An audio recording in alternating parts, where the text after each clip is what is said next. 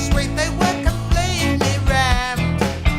They were filled up to the gunnels, they were queuing down the street. They said, you should have been here last week. I swear, you should have been here last week. Oh yeah, you should have been here last week.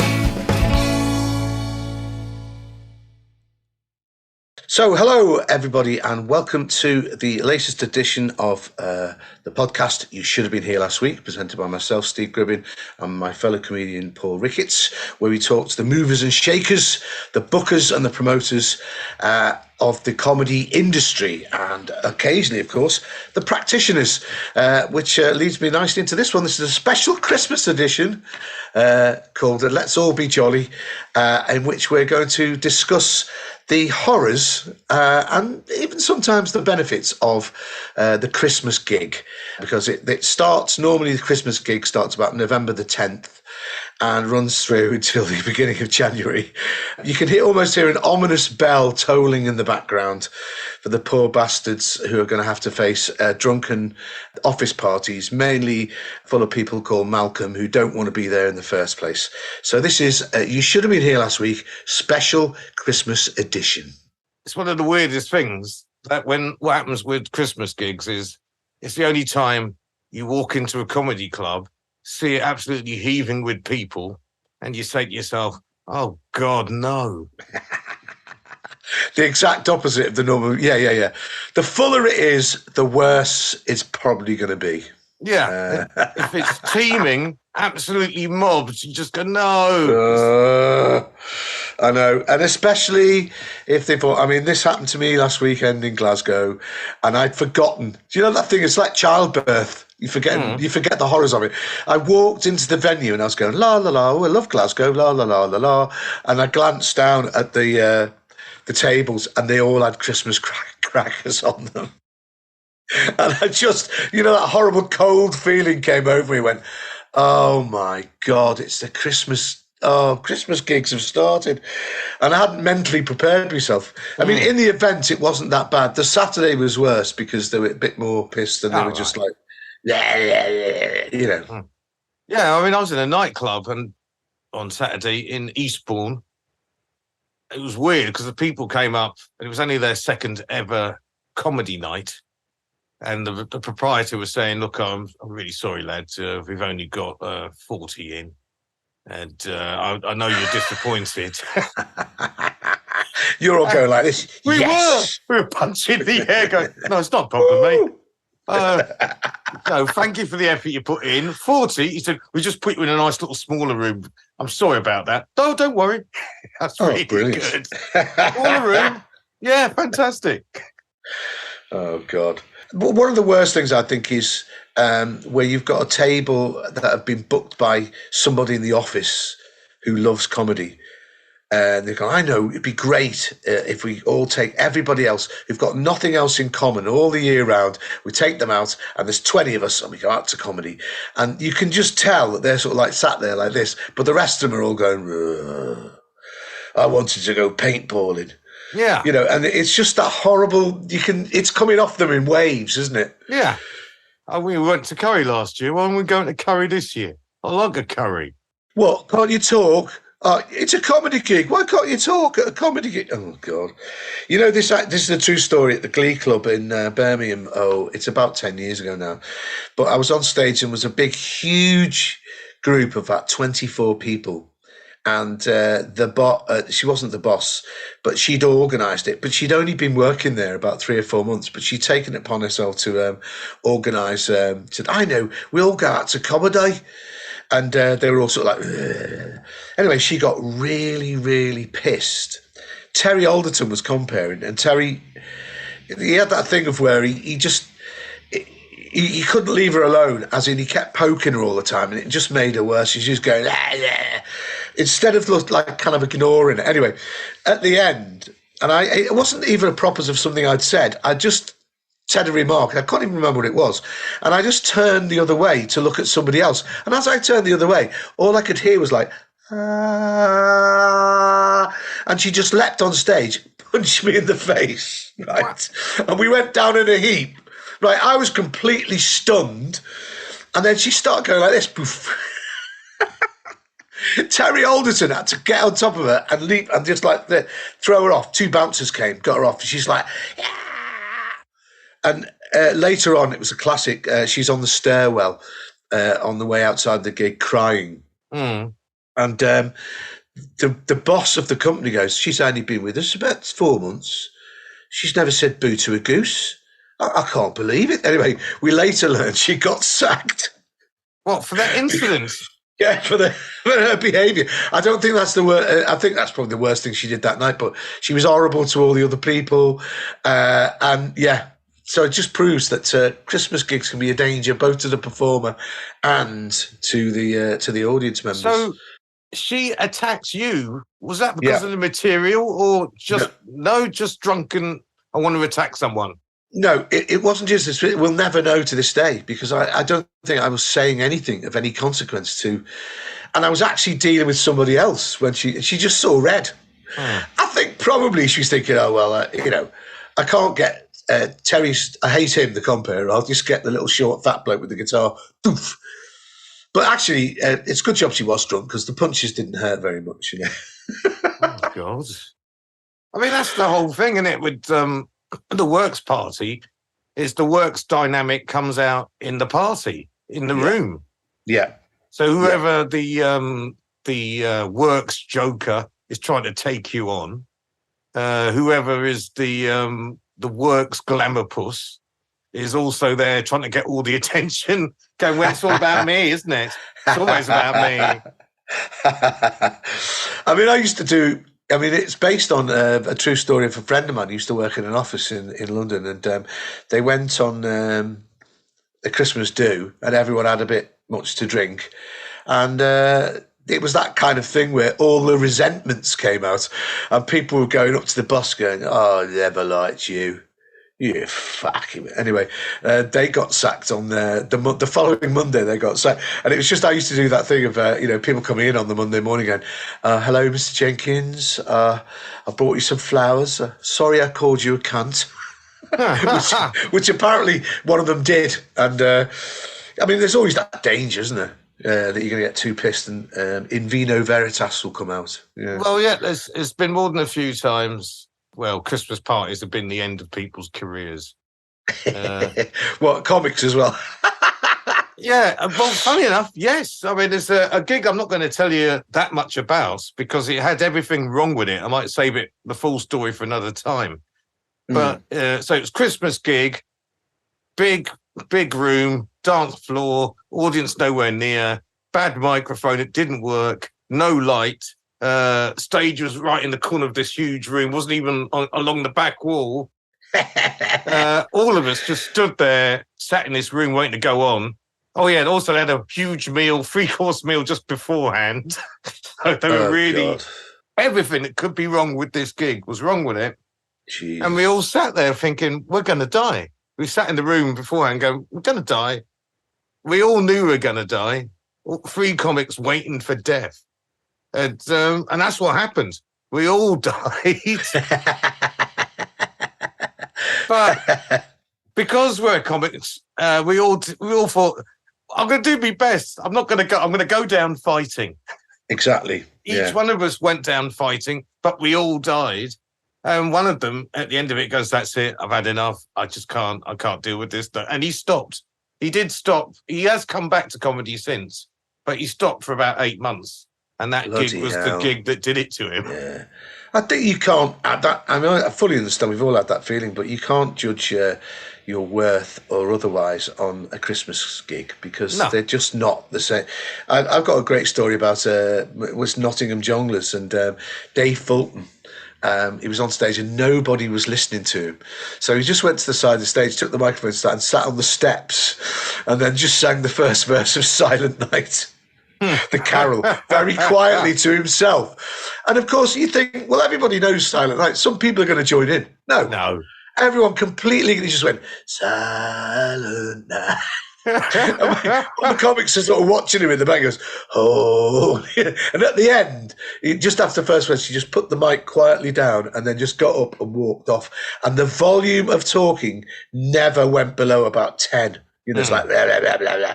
And as if nothing had happened, and then the compere just could speak up and go, "Oh well, that was Dave Fulton," and nobody clapped. It was horrible. Oh God, yeah. There's loads of stuff like that, isn't it? It's either that or the threat of. I know it's violence, but one time I did. This is in Birmingham when it was John was Birmingham, and it was a Christmas gig, and the season of good cheer was not apparent because I'd just mentioned something I think about football. And there's a guy in the front, and he just kept saying in a really low, underhand voice. Bear in mind, it's about 2 days from Christmas. He was going, "I'm going to stab you. I'm going to fucking cut you. You fucking scouse wanker. Fucking cut you." And it was one of those where only I could hear it. Do you know, one of those, if you made reference to it, everyone else would just think you're insane. And at the end, I said to the bouncers, I said, Can you keep an eye on that bloke? Because he's just threatened to kill me. And they're all going, ah. So I just fucked off as soon as I could. And I was actually shit myself. It was so malevolent, you know, under his breath almost. So, I mean, it seems to be a bit of a story coming on here that an audience is attacking you and wanting to kill you. Well, that's true. Are you like the anti-Father Christmas? The man who brings... Ho, ho, ho. Brings bad cheer into the room. Mind you, yeah. But what's the code? So we said we should sort of like bit of balance, you know, like the BBC. We should try and see the good thing. Are there any good sides to Christmas gigs? Well, yeah, they pay. They pay okay. Of course, we could get into that thing of they don't pay as well as they used to, do they? Well, because it used to be double bubble, didn't it, or time and a half? It used to be, and it also used to be that you know, if it was sold out, you would get extra for that, but that doesn't happen that much anymore, if at all.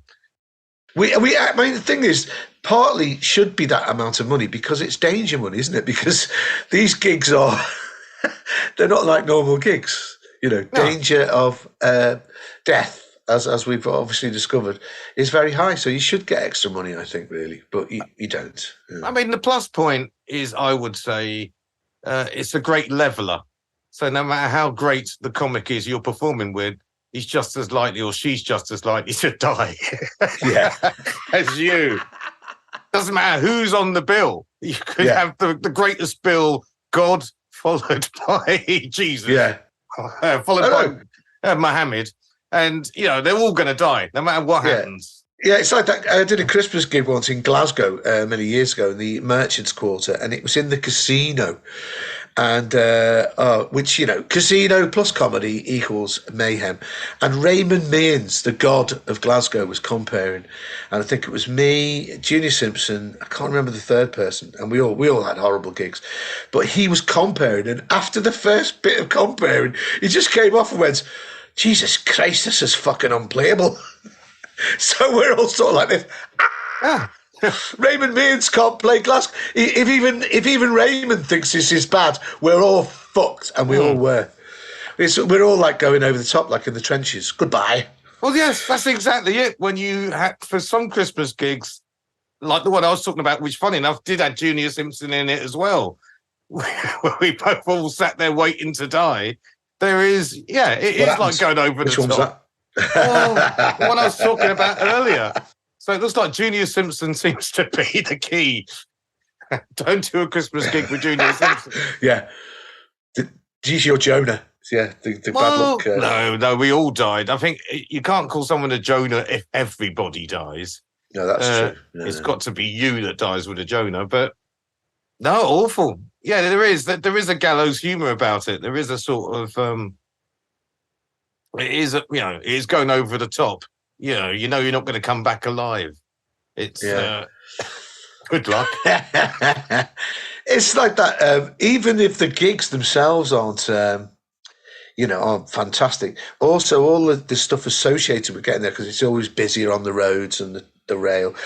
One year it's only about 5 years ago, maybe a bit more, but I did Laughter House in Liverpool, and I was getting the train back to him. I was staying with my brother, and it was the Friday before Christmas, and everybody in the centre of town in Liverpool was being drunk, just horrible drunk. And we were all getting the train back. And it was really, in between me going into the gig and coming out again, there'd been a massive snowfall.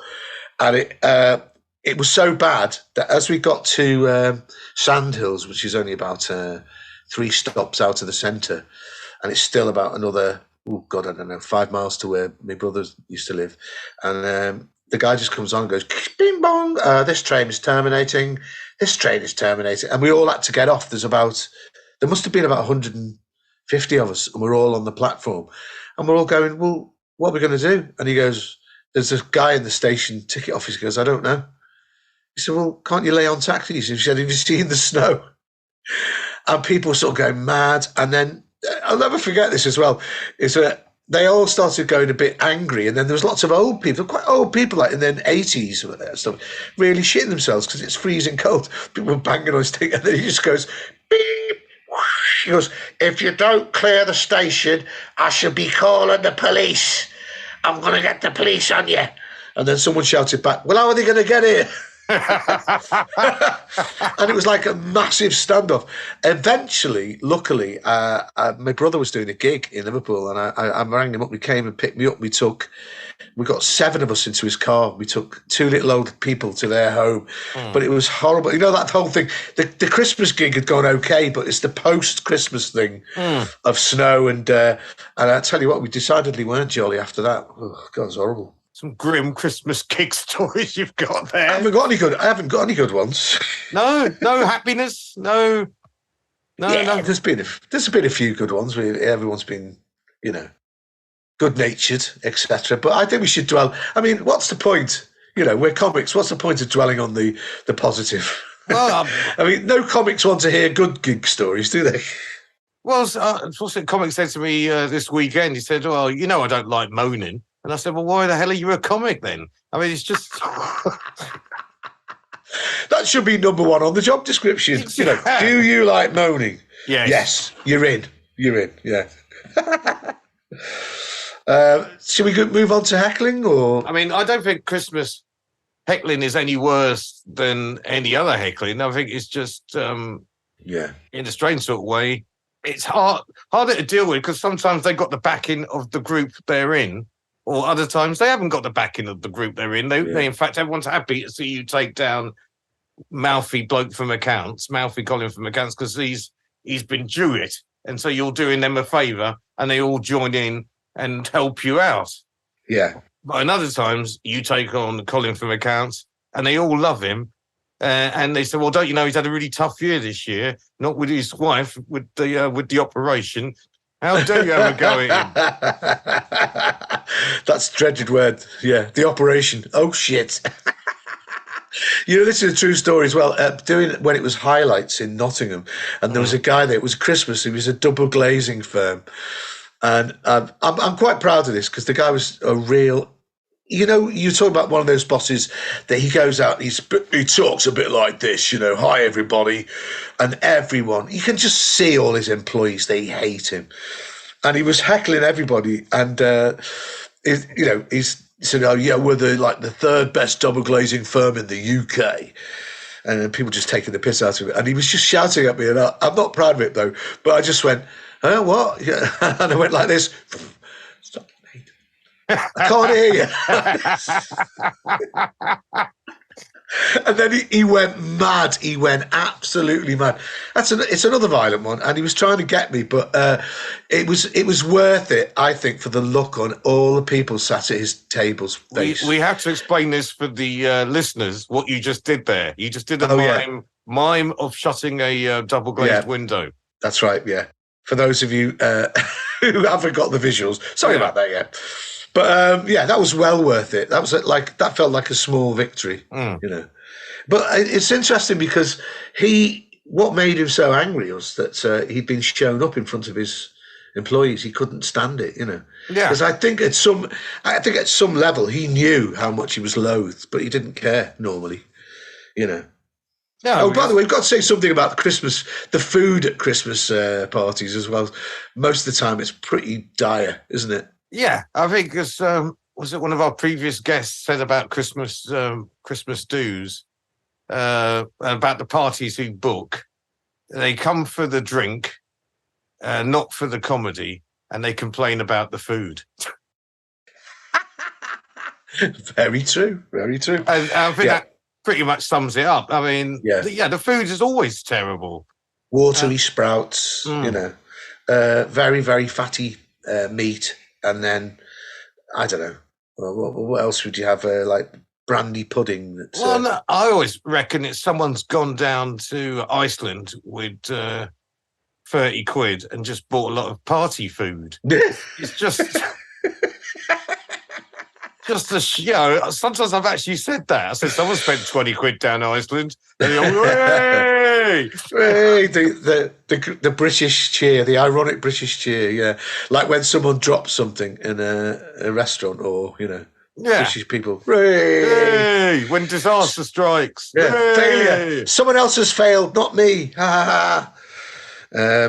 But I suppose, it's one of those things that we have to, because, you can be kept very busy in December doing Christmas. So you can't really say no. I do. Yeah. I do. Yeah. I say no. I mean, the last 2 years, because I've done some bits and pieces of work that paid me nicely in the month of December, it's meant that I've decided, no, I don't have to do this. I don't have to do it. And I'm doing it again this year. So I've already done my last gig for December. You can sit and watch as the rest of us suffer. Well, I'll look at social media and see the reports from the front. Oh, God. People go, oh, my God, I can't believe what happened last night. And then, I'll find out. I might even pick up, I'm certain to pick up a few gigs, but I'm not looking to do loads. And they're horrible. I did one last year and watched some great acts. As I say, it's a great leveler. Everybody dies, no matter how good you think you are, or might be even. We're all going to die.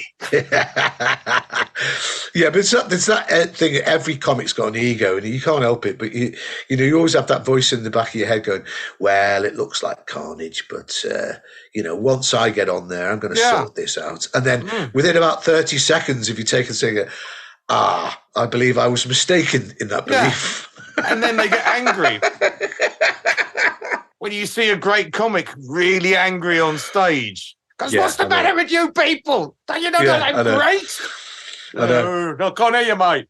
I've also had a very good comic do that, exactly the same as at Camden. He just went, "You're lucky to have me."